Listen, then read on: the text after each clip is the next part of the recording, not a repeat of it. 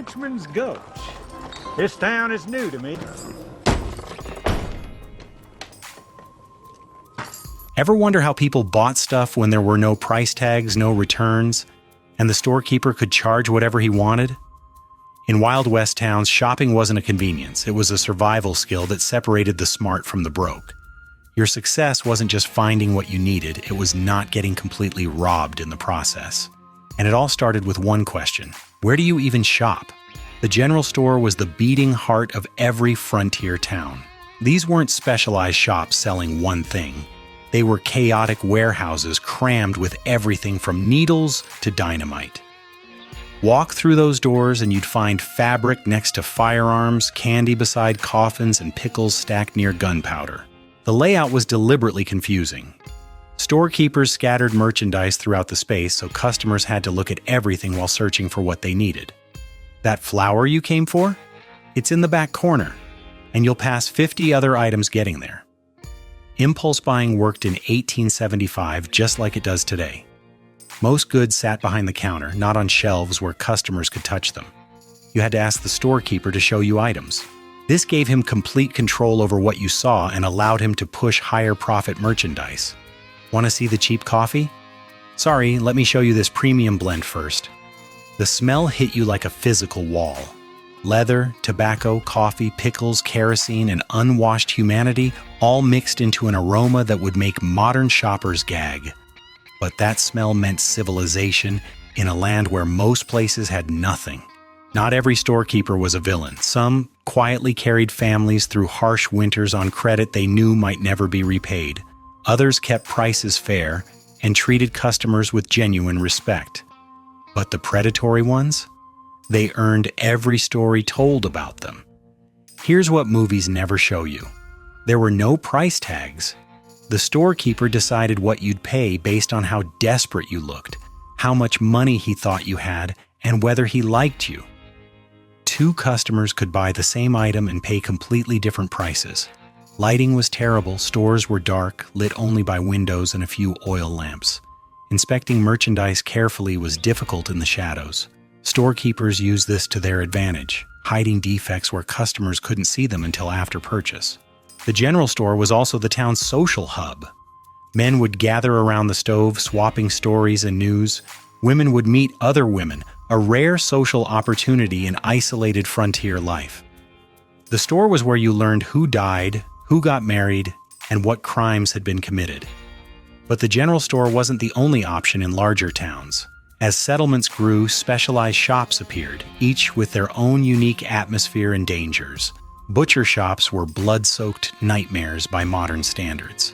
Animals were slaughtered in back rooms or right in the shop. Blood, guts, and flies were everywhere.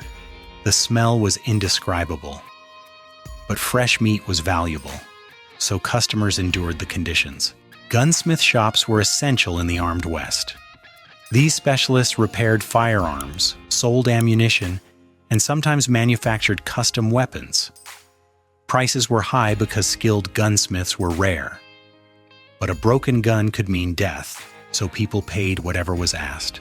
Saloons sold more than just alcohol. Many functioned as informal stores, selling tobacco, basic supplies, and meals. The prices were inflated, but the convenience and social atmosphere attracted customers. Shopping and drinking happened simultaneously, which led to poor purchasing decisions and frequent arguments. Pharmacies sold legitimate medicine along with useless patent remedies. The pharmacist was often the closest thing to a doctor in small towns. People would describe symptoms and buy whatever the pharmacist recommended, hoping it would help. While these specialized shops offered focused merchandise, they all shared one thing in common with general stores: the complete absence of price tags and the expectation that every transaction would involve negotiation. Haggling wasn't optional in Wild West shopping. It was expected, required, and the difference between paying a fair price and getting completely robbed. Walk in and accept the first price, and the storekeeper knew you were either rich or stupid. The opening price was always inflated. Storekeepers would start high, expecting customers to negotiate down. The first number you heard might be double what the storekeeper would actually accept. This wasn't dishonest by frontier standards. It was just how business worked. Smart shoppers would act shocked at the initial price. They'd complain, compare it to prices in other towns, and threaten to take their business elsewhere. The storekeeper would defend his price, claim his costs were high, and gradually come down. Here's the trick that separated successful frontier shoppers from broke ones. You never showed enthusiasm for what you wanted. Act like you didn't really need it, like you were doing the storekeeper a favor by even considering his overpriced goods. Desperation meant higher prices. Body language mattered enormously. Look too eager, and prices went up. Appear indifferent, and the storekeeper would lower prices to make the sale. Frontier shoppers learned to control their expressions and reactions like poker players. Women often got worse deals than men. Storekeepers assumed women didn't understand prices or wouldn't argue as aggressively. Smart women brought their husbands or fathers to get better deals. Single women running ranches or businesses had to be twice as tough to get fair treatment. Children sent to shop were easy targets. Storekeepers would overcharge them, shortchange them, or give them lower quality goods. Kids didn't know better and were afraid to argue with adults. Many frontier children learned hard lessons about dishonest merchants, but haggling over prices was just the beginning of the complications. Actually paying for your purchases was a whole different nightmare. Payment in Wild West towns was a confusing mess of competing currencies, questionable coins, and creative alternatives. The US dollar existed, but so did Mexican pesos, gold dust, silver coins, and various tokens. Storekeepers accepted whatever they thought had value, then charged different prices based on payment method.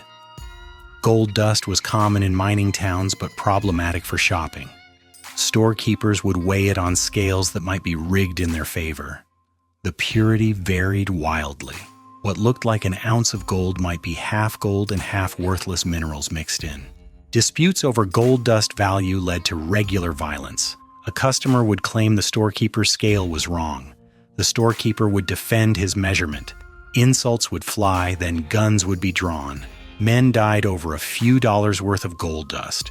Paper money was viewed with deep suspicion. Banks failed regularly, making their notes worthless overnight. Storekeepers would accept paper currency, but at a significant discount.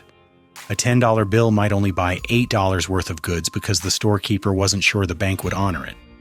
Coins were the most reliable payment, but even they had problems.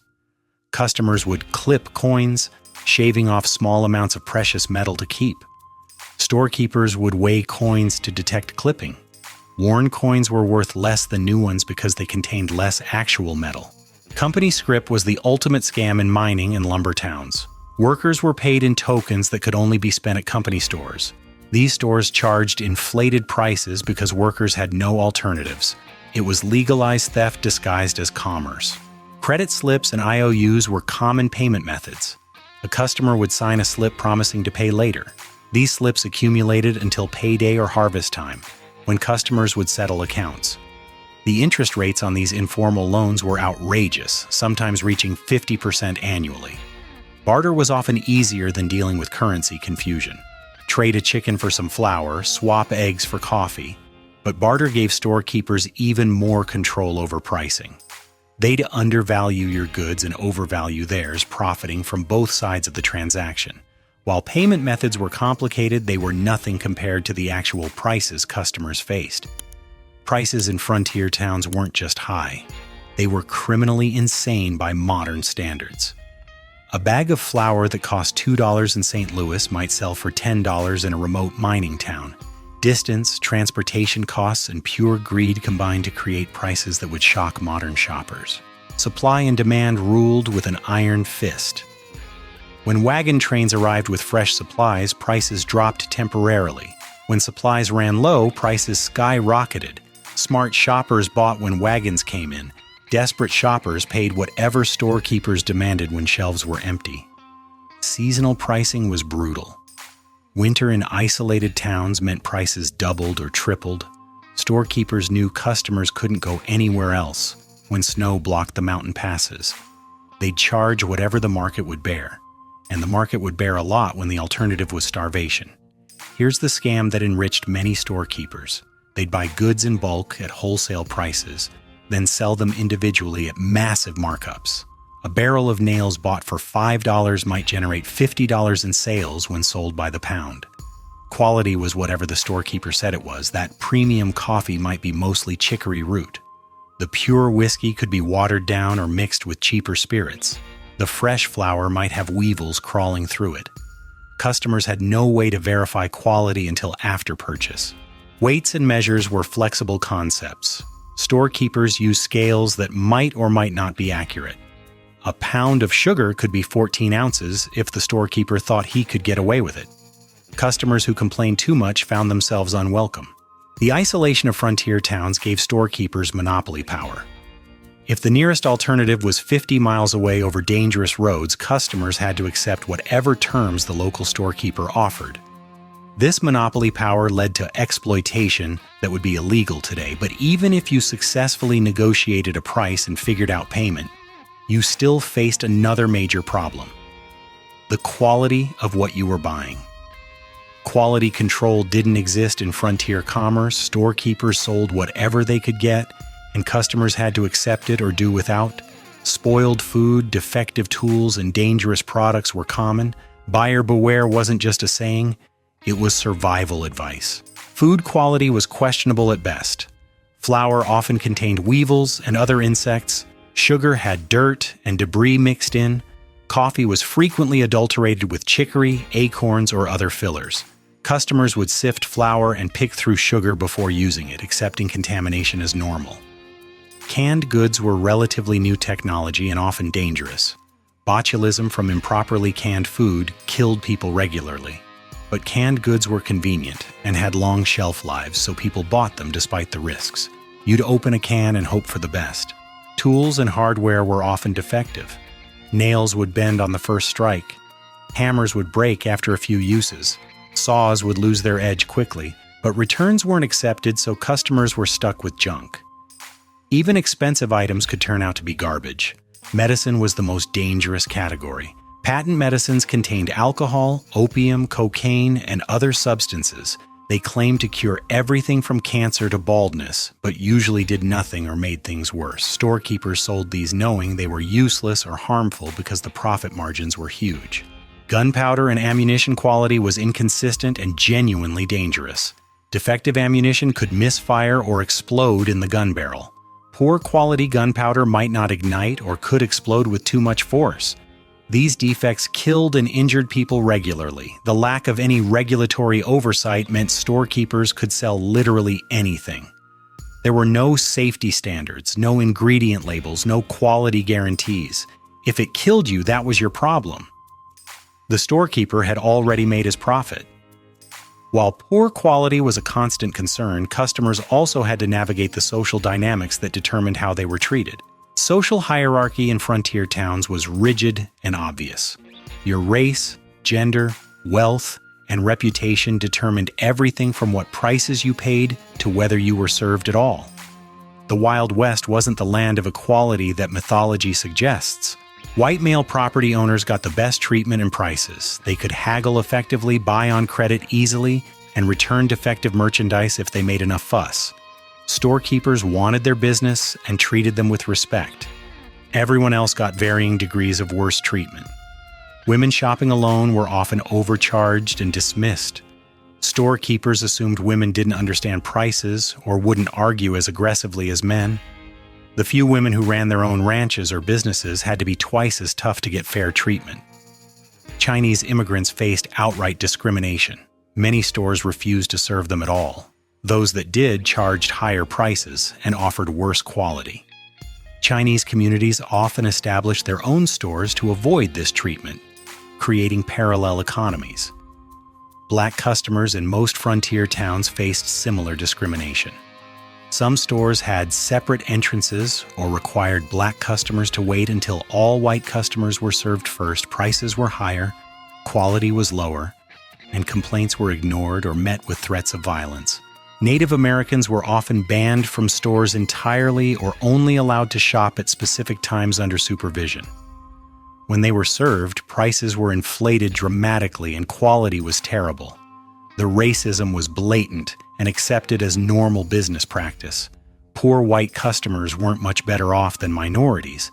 If you looked broke, storekeepers treated you poorly. They'd refuse credit, demand cash payment, and offer the worst merchandise from the back shelves. Poverty was treated as a moral failing that justified bad treatment. Your reputation in the community mattered enormously. Some frontier towns pushed back. Cooperative stores, church groups, and community pressure sometimes forced storekeepers to treat customers fairly. These towns were rare.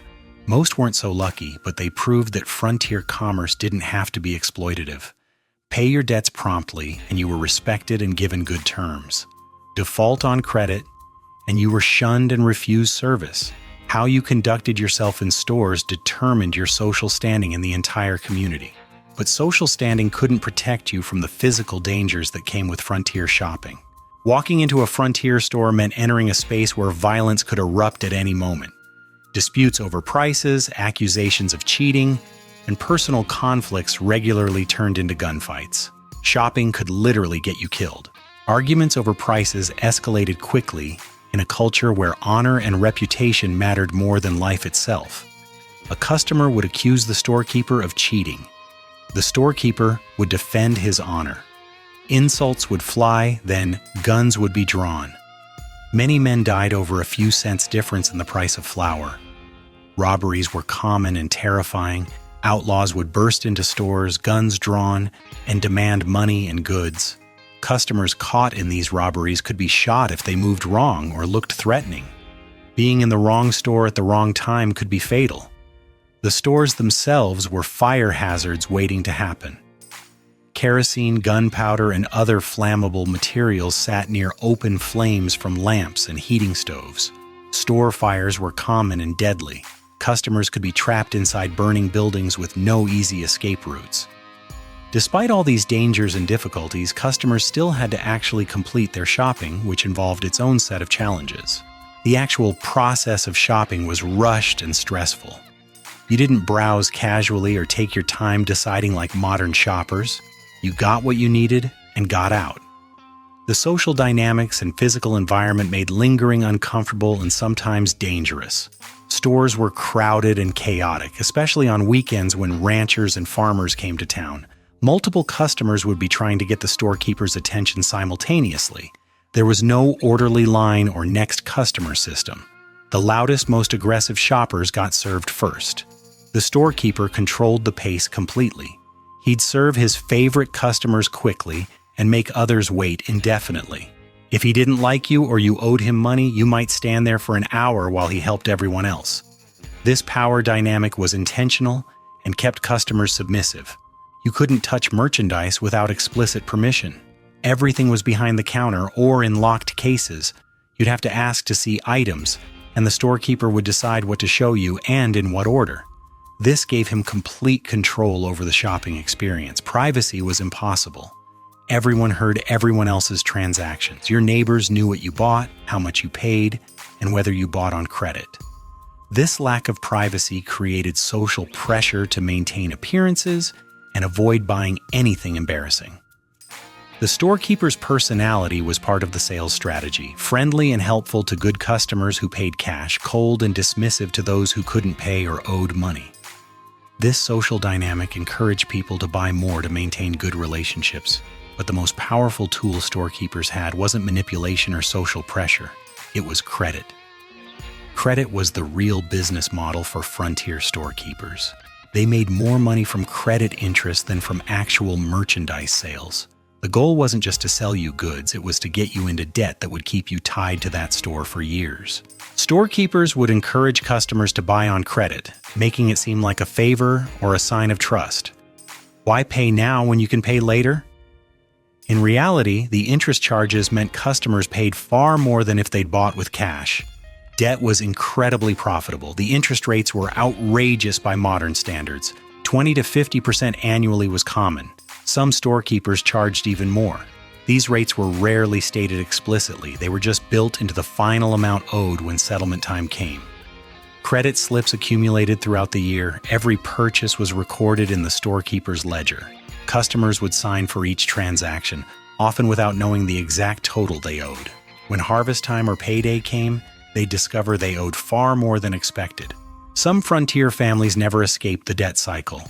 They'd work all year, settle their account, and immediately go back into debt buying supplies for the next year. The storekeeper essentially owned them through perpetual debt. This was especially common in mining and lumber towns with company stores. The really predatory storekeepers would deliberately create debt traps. They'd encourage purchases, extend credit easily, then demand payment at times when they knew customers couldn't pay. This allowed them to seize property, livestock, or labor in settlement. While credit trapped many customers, others found ways to fight back against exploitative storekeepers. Customers weren't completely powerless. They developed strategies to resist exploitation and get better deals. Some of these tactics worked. Others just made storekeepers more creative in their methods of extracting profit. The arrival of mail-order catalogs from companies like Sears and Montgomery Ward revolutionized frontier shopping. Suddenly, customers could bypass local storekeepers entirely. This competition forced many storekeepers to improve prices and service or go out of business. Customers would use catalog prices as leverage in negotiations. Sears sells this for half your price became a powerful argument. Storekeepers hated the catalogs but had to compete with them or lose business. Some customers would travel to larger towns to shop even if it meant a full day's journey. The savings on major purchases could justify the time and effort. This threat of losing business to distant competitors kept some storekeepers somewhat honest. Barter gave customers more control than credit. If you traded goods directly, you avoided debt and interest charges. Smart customers would accumulate trade goods specifically to avoid using credit at the store. The really clever customers would form buying cooperatives. A group would pool their money, buy goods in bulk directly from wholesalers, and distribute them among members. This eliminated the storekeeper's markup entirely, but required organization and trust. Women developed their own resistance strategies. They'd share information about prices and quality, warning each other about dishonest practices. This informal network helped protect less experienced shoppers from the worst exploitation. So there you have it. Shopping in Wild West towns was nothing like the convenient, regulated experience modern consumers enjoy. It was a complex dance of negotiation, social hierarchy, and mutual exploitation where the shrewd prospered and the naive got fleeced. No price tags, no returns, no consumer protection laws. Just raw capitalism where every transaction was a battle and the storekeeper usually won. Makes you appreciate modern shopping regulations, doesn't it? Those frontier customers would be amazed by our complaints about online shopping and delivery times. Frontier towns ultimately survived because of the few honest storekeepers who kept people supplied when it mattered most. They'd probably laugh at us for thinking we have it hard when we can buy anything we want with a few clicks and have it delivered to our door without risking getting shot in a dispute over the price of flour.